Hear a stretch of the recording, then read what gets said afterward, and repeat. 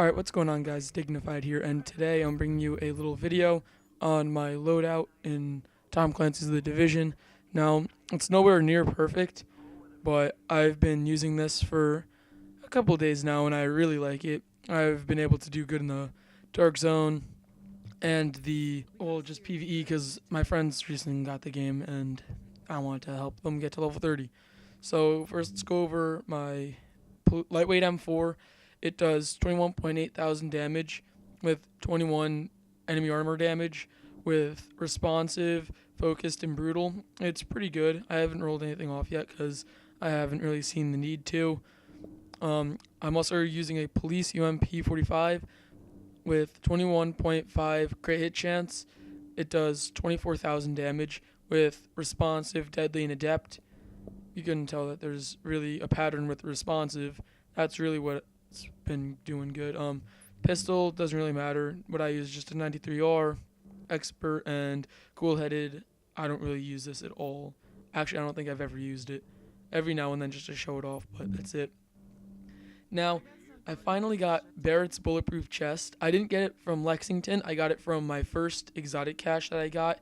Or not an exotic cache, but doing my weeklies, you get an exotic weapon, and my first time I got Barrett's Bulletproof vest, and it was actually really good. I had to roll health on it, but it has all resistance and ammo capacity on it, so it was really good. And of course, it's Barrett's, so when no skills are on cooldown, your skill power is increased by 10%. When one skill is on cooldown, it increases your damage by 5%, and when two skills are on cooldown, your armor is increased by 10%. So my armor has been going all the way up to like 325, not 325, 375 about, so it can get way up there. Now, I use a Tenacious Mask with crit hit chance and increased kill XP because Tenacious increases your damage for 10 by 10% for 10 seconds after using a med kit. I rolled firearms on pretty much all of these, and then I just use one electronics mod. For my knee pads, I've been trying to go for short bow championship knee pads, but I haven't really had much luck, and I'm going to try to get them out of the weeklies because I'm almost done with the one for this week. I'm using a Prosperous knee pad, not very good, just credits on headshots with an electronics and performance. Holster, I use a recovered. Damage taken during cover to cover is regenerated over 5 seconds when reaching the destination, and it gives me 7,000 health.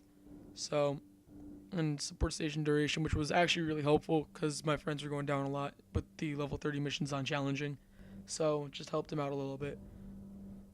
It's a pretty good holster, but there's definitely better ones that you can get.